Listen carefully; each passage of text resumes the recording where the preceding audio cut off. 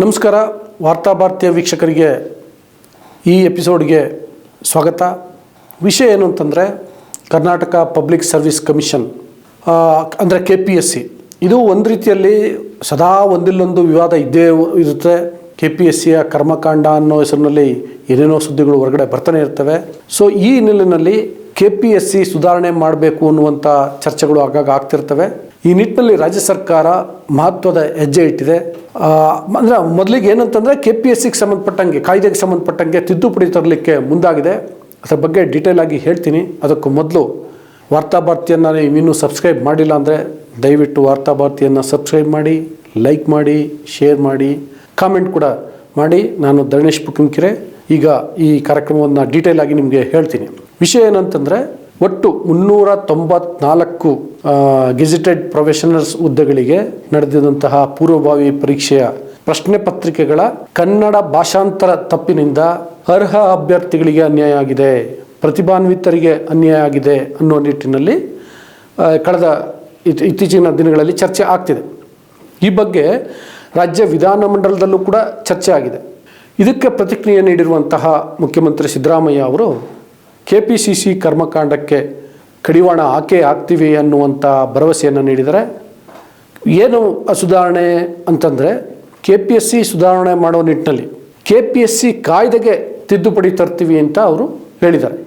ಮುಖ್ಯವಾಗಿ ಈ ಊಟ ಸಮಿತಿ ಶಿಫಾರಸುಗಳ ಆಧಾರದಲ್ಲಿ KPSCಯನ್ನು ಅಂದರೆ ಕರ್ನಾಟಕ ಪಬ್ಲಿಕ್ ಸರ್ವಿಸ್ ಕಮಿಷನನ್ನು ಸುಧಾರಣೆ ಆಗಬೇಕು. ಆ ನಿಟ್ಟಿನಲ್ಲಿ ನಮ್ಮ ಸರ್ಕಾರ ಕ್ರಮ ಕೈಗೊಳ್ಳುತ್ತೆ ಅಂತ ಹೇಳಿದ್ದಾರೆ. ನಂಬರ್ 1.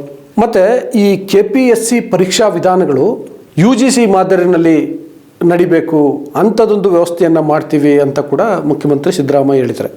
ಅಂದರೆ ಈ ರೀತಿ ಆದರೆ, ಸುಧಾರಣೆ ಆದರೆ, ಆಗ ಅರ್ಹ ಅಭ್ಯರ್ಥಿಗಳಿಗೆ, ಪ್ರತಿಭಾನ್ವಿತರಿಗೆ ಅವಕಾಶಗಳು ಸಿಗ್ತವೆ, KPSC ಕರ್ಮಕಾಂಡ ಮರೆಯಾಗುತ್ತೆ ಅನ್ನುವಂಥ ಸ್ಪಿರಿಟ್ನಲ್ಲಿ ಅವರು ವಿಧಾನಸಭೆಯಲ್ಲಿ ಮಾತನಾಡ್ತಾ ಭರವಸೆಯನ್ನು ನೀಡಿದ್ದಾರೆ. ಸೊ ಜೊತೆಗೆ KPSC ಕಾಯ್ದೆಗೆ ಸಂಬಂಧಪಟ್ಟಂತೆ ತಿದ್ದುಪಡಿ ಮಸೂದೆಯನ್ನು ಶಾಸನಸಭೆಯಲ್ಲಿ ಮಂಡನೆ ಕೂಡ ಮಾಡಲಾಗಿದೆ. ಸೊ ರಾಜ್ಯ ಸರ್ಕಾರ ಈ KPSC ಕಾಯ್ದೆಗೆ ತಿದ್ದುಪಡಿ ಮಾಡೋಕ್ಕೆ ಕೊಟ್ಟಿದೆಯಲ್ಲ, ಅದರ ಮುಖ್ಯಾಂಶಗಳು ಏನು ಅನ್ನುವಂಥದ್ದನ್ನು ನಾವು ನೋಡೋದಾದರೆ, ಈಗ KPSCಗೆ ಒಬ್ಬರು ಅಧ್ಯಕ್ಷರಿದ್ದಾರೆ, ಜೊತೆಗೆ 15 ಜನ ಸದಸ್ಯರಿದ್ದಾರೆ. ಈ ಅಭ್ಯರ್ಥಿಗಳನ್ನು ಆಯ್ಕೆ ಮಾಡಲಿಕ್ಕೆ ಅಂತೇಳಿ ಒಂದು ಸಮಿತಿ ಇರುತ್ತಲ್ಲ, ಆಯ್ಕೆ ಸಮಿತಿ, ಅದಕ್ಕೆ ಒಬ್ಬ ಅಧ್ಯಕ್ಷ, 15 ಜನ ಸದಸ್ಯರಿದ್ದಾರೆ. ವಿಷಯ ಏನು ಅಂತಂದರೆ, ಈ ರೀತಿ ಆಯ್ಕೆ ಸಮಿತಿಯಲ್ಲಿ ಹೆಚ್ಚು ಜನ ಇರೋದರಿಂದ ಹೆಚ್ಚು ಭ್ರಷ್ಟಾಚಾರ ಆಗ್ತಿದೆ, ಹೆಚ್ಚು ಭ್ರಷ್ಟಾಚಾರಕ್ಕೆ ಎಡೆ ಮಾಡಿಕೊಡ್ತಿದೆ ಅನ್ನುವಂಥ ಮಾತುಗಳು ಕೇಳಿಬರ್ತಿದ್ದಾವೆ.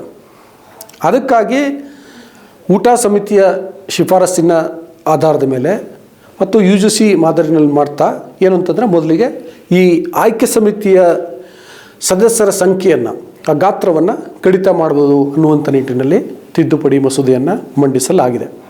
ಇದಲ್ಲದೆ ಸದ್ಯ ಏನಾಗುತ್ತೆ, KPSC ಸಭೆಯ ನಡಾವಳಿಗಳನ್ನು ಕಾರ್ಯದರ್ಶಿ ಮಾತ್ರ ದಾಖಲು ಮಾಡ್ತಾರೆ. ಅಂದರೆ ಅವರು ಬರೆದು ಮಾಡ್ತಾರೆ, ಉಳಿದವರು ಸುಮ್ಮನೆ ಸೈನ್ ಹಾಕ್ತಾರೆ.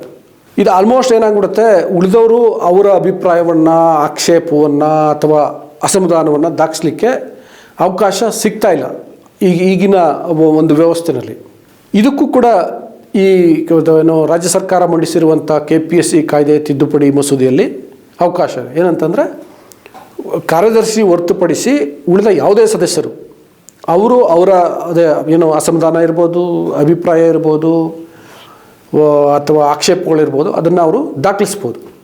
ಅದರಿಂದ ಏನಾಗುತ್ತೆ ಅಂದರೆ, ಒಂದೊಮ್ಮೆ ಆಯ್ಕೆ ಸಮಿತಿ ಯಾರಿಗೋ ಫೇವರ್ ಮಾಡಲಿಕ್ಕೆ ಹೋಗಿ ಅದನ್ನ ಅಂದರೆ ಅಕ್ರಮವಾಗಿ ಫೇವರ್ ಮಾಡಲಿಕ್ಕೆ ಹೋದರೆ, ಫೇವರ್ ಮಾಡೋದು ಅಂದ್ರೆ ಅಕ್ರಮ, ಫೇರಾಗಿ ನಡ್ಕೋಬೇಕು.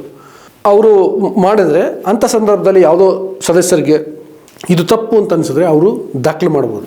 ಒಂದು ಆ ರೀತಿ ದಾಖಲಾದರೆ ಅದು ಮುಂದೆ ಯಾವತ್ತಿದ್ರೂ ಕೂಡ ಆ ಆಯ್ಕೆ ಸಮಿತಿಗೆ ತಲೆನೋವಾಗುತ್ತೆ, ಸಮಸ್ಯೆ ಆಗುತ್ತೆ. ಯಾಕೆಂದರೆ ಅದೇನಾದರೂ ಪಬ್ಲಿಕ್ ಡೊಮೈನಿಗೆ ಬಂದರೆ ಡೆಫಿನೆಟ್ಲಿ ಇಶ್ಯೂ ಆಗುತ್ತೆ, ವಿವಾದ ಆಗುತ್ತೆ. ಓಲ್ ಈ ಆಯ್ಕೆ ಪ್ರಕ್ರಿಯೆನೇ ಯಾರಾದರೂ ಚಾಲೆಂಜ್ ಮಾಡೋ ಸಾಧ್ಯತೆಗಳಿರ್ತವೆ. ವಿಷಯ ಕೋರ್ಟ್ ಮೆಟ್ರಲ್ಲಿರುವಂಥ ಸಾಧ್ಯತೆ ಇರುತ್ತೆ. ಈ ಹಿನ್ನೆಲೆಯಲ್ಲಿ ಆಯ್ಕೆ ಮಾಡುವಾಗಲೇ ಎಲ್ಲ ಸದಸ್ಯರು ಭಾಳ ಎಚ್ಚರಿಕೆಯಿಂದ ಮಾಡಬೇಕಾದಂತಾಗತ್ತೆ. ಜೊತೆಗೆ ಸ್ವಲ್ಪ ಮಟ್ಟಿಗಿನ ಟ್ರಾನ್ಸ್ಪರೆನ್ಸಿಯನ್ನು ಕಾಯ್ಕೊಳ್ಬೇಕಾಗತ್ತೆ. ಸೊ ಈ ಥರದೊಂದು ಸುಧಾರಣೆಗೆ ಒಂದು ತಿದ್ದುಪಡಿ ಮಸೂದೆಯನ್ನು ಮಂಡಿಸಿದೆ. ಸೊ ಈಗ ಅಂದರೆ ರಾಜ್ಯ ಸರ್ಕಾರ ಈ ಥರದ KPSC ಕಾಯ್ದೆಗೆ ತಿದ್ದುಪಡಿ ತರಲಿಕ್ಕೆ ಕೊಟ್ಟಿರೋದು, ಸುಧಾರಣೆ ಮಾಡಲಿಕ್ಕೆ ಕೊಟ್ಟಿರೋದು, UPSC ಮಾದರಿನಲ್ಲಿ ಮಾಡಲಿಕ್ಕೆ ಕೊಟ್ಟಿರೋದು, ಊಟ ಸಮಿತಿ ಕೊಟ್ಟಿರುವಂಥ ಶಿಫಾರಸುಗಳನ್ನು ಅಂಗೀಕಾರ ಮಾಡ್ಕೊಳ್ತೀನಿ ತಂದಿರೋದು ಎಲ್ಲವೂ ಕೂಡ ಸ್ವಾಗತಾರ್ಹ ಬೆಳವಣಿಗೆಗಳು.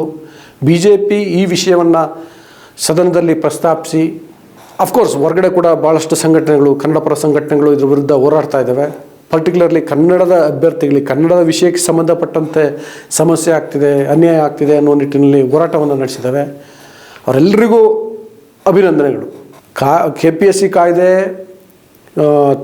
ಕಾಯ್ದೆಗೆ ತಿದ್ದುಪಡಿ ಆಗಬೇಕು, ಅದು ಸದನದಲ್ಲಿ ಅಂಗೀಕಾರ ಆಗಬೇಕು. Finally Karnataka public service commission KPSC ಸುಧಾರಣೆ ಆಗಬೇಕು.